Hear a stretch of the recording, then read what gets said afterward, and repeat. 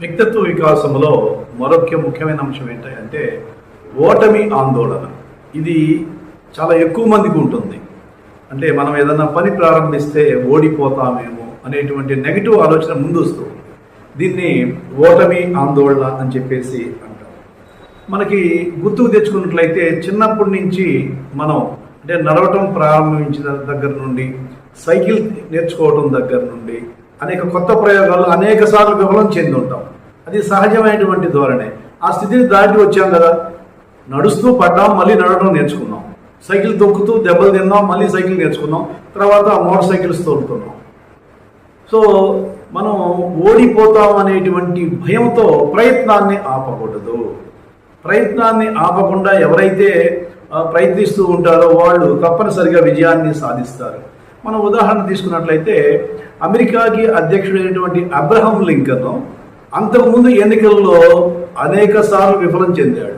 మరి అనేక సార్లు విఫలం చెందాను అని చెప్పి ఆయన మళ్ళీ అధ్యక్ష ఎన్నిక పాల్గొనకుండా ఉన్నాడా? పాల్గొన్నాడు కాబట్టే అమెరికా అధ్యక్షుడు అయ్యాడు. ఒక చరిత్రని సృష్టించారు. చాలా మంది కూడా ఏమనుకుంటారంటే పరిస్థితులు మారితే మనం మారదాం అనుకుంటాం. పరిస్థితులు ఎప్పుడూ మారవండి. ముందు మారవలసింది మనం మారి ఆ సమాజానికి అనుగుణంగా మన ప్రవర్తన తీసుకెళ్ళినట్లయితే సమాజాన్ని మార్చవచ్చు, ప్రపంచాన్నే మార్చవచ్చు. దీనికి మనకు కావాల్సినటువంటిది ఏందయ్యా అంటే మంచి పుస్తకాలు చదవటం, మంచి నూతనంగా వచ్చేటువంటి స్కిల్స్ని ఏర్పాటు చేసుకోవటం, వస్తున్నటువంటి టెక్నాలజీకి అప్డేట్ కావటం, చిన్న చిన్న విషయాలని గొప్పగా చేయటం. ఇటువంటి ప్రక్రియలు నేర్చుకున్నట్లయితే ఈ ఓటమి ఆందోళన అనేది మనకు దూరం అవుతుంది.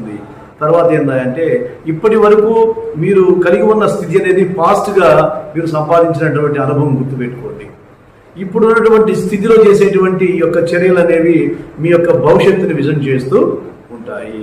కాబట్టి ఓటమి ఆందోళనను విడనాడండి, విజయం వైపు ప్రయత్నం చేస్తూ ఉండండి. Thank you very much.